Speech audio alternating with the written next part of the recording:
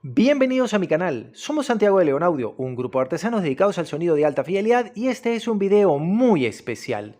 Se lo vamos a dedicar al primer amplificador estereofónico de alta fidelidad que fue ofrecido al público, por lo menos de este lado del charco. No sé si haya habido alguna pieza Philips, seguramente que sí, con transistores PNP de germanio porque llegué a repararlos en su oportunidad anterior a este. Pero en particular, este es el Macintosh 5100 de 1965. Y es muy interesante por un montón de razones. Lamentándolo mucho, no está en el mejor estado para mostrarlo, pero así se los voy a mostrar. Este es el panel frontal donde están todos los mandos, aunque hemos retirado los potenciómetros de balance, volumen, bajos, agudos, el rotativo, el selector de entrada, solamente quedan los conmutadores de modos y los 4 sockets donde van las lámparas que permiten retroiluminar el panel. Porque eso sí, este equipo heredaba una idea que por cierto utilizó Philips durante muchos años, que es la de tener una enorme pantalla retroiluminada. Un detalle bellísimo porque en el caso de los transoceánicos de Philips permitía ver el dial de las estaciones, la longitud de onda de la señal sintonizada y cualquier cantidad de cosas. Macintosh, que no hizo transoceánicos hasta donde yo sé, sí decidió retroiluminar sus paneles hechos de vidrio, hechos de cristal, para indicarnos la funcionalidad del equipo y recordar un poco la bonita estética de los transoceánicos. Detrás del panel frontal que les estoy mostrando está la tarjeta del preamplificador. Y a pesar de que este es un equipo de transistores de estado sólido, tiene todas las malas costumbres de los valvulares. Les voy a contar. Lo primero es que está montado sobre un chasis de hierro galvanizado que, lamentándolo mucho, pues le ha caído agua y ha perdido la capa de protección, la capa galvánica, y ha quedado expuesto al óxido y por eso hay que restaurarlo. Y otra mala costumbre que ellos han heredado es la de los capacitores multicapacitor, ya se los voy a mostrar. En los tiempos de los valvulares era común que hubiese un solo puente rectificador de diodos, porque los diodos de silicio y también los diodos valvulares eran carísimos, entonces se usaba un solo diodo. A partir de esa fuente tenía que producirse el voltaje de alimentación que alimentara a la etapa de potencia con el voltaje más grande, y luego a la etapa de preamplificación, y luego a la sección de radio, y luego un montón de cosas más. Esos voltajes se obtenían a través de un divisor de voltaje con una cascada de resistencias de película metálica de potencia. Y se utilizaba un filtro que tenía un montón de valores. Entonces vamos a ver si en cámara se pueden leer, porque yo no veo que se puedan leer. Aquí están. Esto es una pieza que tiene 200 microfaradios por 100 voltios más 500 microfaradios por 75 voltios. Y esto era muy común. Esta pieza iba aquí, creo. Y por acá tengo la otra. En este equipo se han utilizado este tipo de capacitores. Entonces dense cuenta de que en esta cápsula, por ejemplo, hay 3 capacitores. El capacitor 1, el capacitor 2, el capacitor 3 y el retorno a tierra es común para todos y es el cuarto terminal. Aunque ya no se puede leer qué era o qué tenía o cómo estaba dispuesto porque pues se ha borrado. Pero esta pieza iba aquí. Sucede que este transformador produce un alto voltaje de unos 80 voltios que es filtrado por este capacitor que está acá y es el que alimenta la sección de preamplificación, y ese voltaje cae un poquito con un divisor de tensión formado por una resistencia y pasa por el siguiente capacitor por 75 voltios que alimenta una sección de polarización para las etapas de potencia, y luego se vuelve a filtrar en este filtro que está aquí y se obtiene un voltaje más pequeño para esta sección que es el preamplificador completo propiamente dicho, y luego se vuelve a reducir ese voltaje para alimentar a la sección fono que realmente no sé dónde está. A diferencia de los capacitores modernos, como estas dos piezas que están acá, que solo son de casi 10.000 microfaradios por 40 voltios y que permiten crear una fuente de alimentación partida. Y esto es muy interesante, porque a pesar de que este es un equipo de la primera generación de los amplificadores de estado sólido, ya usa una fuente partida. El Sansui AU777, al que le dediqué un largo video en mi canal, que es posterior a esta pieza, que es de 1966, no tiene esta sofisticación. Tiene un solo enorme capacitor que creo de 5000 microfarad por 100 voltios para alimentar a las dos etapas de potencia, Pero como es una fuente asimétrica con un solo voltaje positivo, se requieren unos capacitores como estos grandes de 2200 microfarad por 50 voltios para desacoplar la componente continua que sale de las etapas de potencia y acoplar a speaker. En este caso no hay capacitores de acople hacia los altavoces porque la fuente de alimentación es partida. Entonces este es un diseño sofisticado. Pero sigue teniendo transistores lineales a la salida, es decir, los dos transistores de potencia tienen el mismo modelo. Ya se los voy a mostrar. Ya les voy a contar. Esto obviamente es el transformador de la fuente de alimentación y de hecho es el único transformador que tiene este equipo. En los valvulares hay varios transformadores, pero en los estados sólidos generalmente hay uno solo. Este transformador no sé de qué tipo es, no tengo referencia técnica, me parece que es un acorazado que viene cubierto de brea y metido dentro de este blindaje de hierro, no es de otro material, no es de plástico, nada, es de hierro. Y eso permite que la interferencia magnética, el campo electromagnético que se crea a su alrededor quede confinado dentro de esta caja y no interfiera el funcionamiento del resto de los equipos. Una de sus fuentes de alimentación, porque se pueden dar cuenta que tiene para el mercado americano un solo primario de 120 voltios y varios secundarios. Este secundario que está acá es un secundario partido que alimenta un puente rectificador de 4 diodos muy curioso y que ese voltaje es filtrado con estos dos condensadores de casi 10.000 microfarad por 45 voltios y alimenta a las etapas de potencia que están debajo del chasis en esta parte. Pero lo que sobresale son estos enormes disipadores de calor que llevan unos transistores, vamos a ver si yo se los puedo enfocar, originalmente Motorola, dicen 752 y todos son unos 752, los cuatro son unos 752. Para renovar esta etapa de potencia hemos comprado 4 transistores, también Motorola, de unos, yo recomiendo 100 voltios de colector, 5 amperios de colector o 8 amperios de colector, el transistor más rápido que consigan.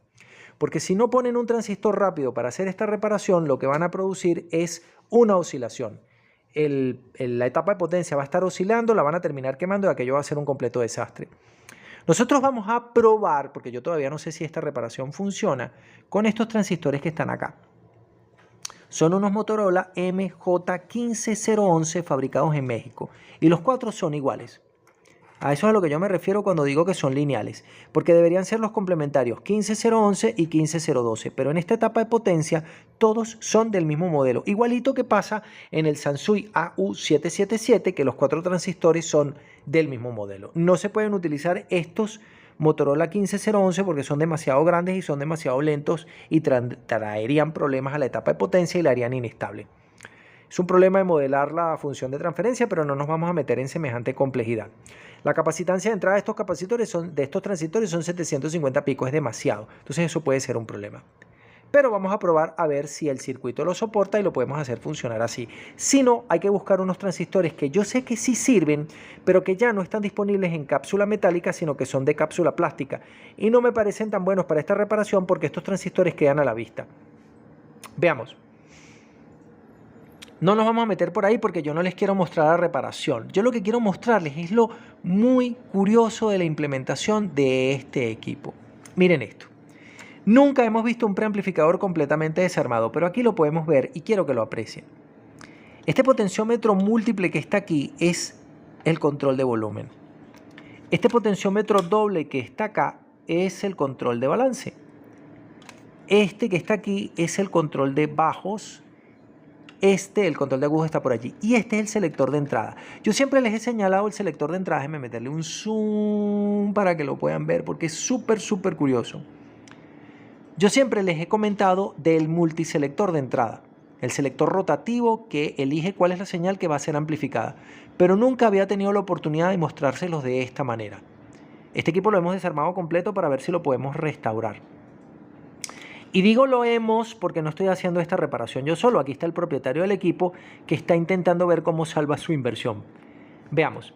Aquí está el super montón de cables que llegan desde los terminales RCA, que los hemos desoldado porque vamos a ver si podemos cambiar los selectores y los terminales. Pero este es el selector de entrada. Esta es una de las piezas más curiosas de un amplificador. En los amplificadores de hoy en día esto se hace con una pieza digital, con un selector digital. Lo otro que quiero mostrarles son las piezas con las que está hecha el preamplificador. Estos son capacitores de papel embebido en aceite. Esto es poliéster metalizado fabricado por Siemens, igualito que los capacitores que tenía el amplificador Marantz Model 1200 antes de que yo lo reparara. Estos no sé qué tipo de capacitores son, en realidad les confieso mi ignorancia, al igual que estos. Esto parece ser silver mica, pero yo no estoy seguro. Alguien que deje el comentario y nos lo confirme. Pero les muestro algo rarísimo. Los transistores no están directamente soldados a la placa. En su lugar, los transistores están conectados con unos conectores a presión y después de que probaban que el transistor estaba bueno, le derramaban estaño para hacer la soldadura. Estos son más o menos como los conectores que hay en los protoboard, en los puentes de terminales o en las matrices de conexiones. Bueno, esto es más o menos lo mismo. Ese transistor se puede colocar allí, el transistor queda presionado y en contacto eléctrico sin necesidad de ser soldado. Y si llegara a estar bueno, porque antes las piezas no venían todas buenas de fábrica y había que probarlas, entonces el operario que estaba haciendo el montaje lo soldaba. Quiero que vean el tipo de cable que han utilizado, que no es cable apantallado, sino cable trenzado. Eso es rarísimo, esto ya no se hace así. Quiero que vean los separadores para las soldaduras, los separadores que están hechos en camisa tejida. Hace años que no se usa camisa tejida.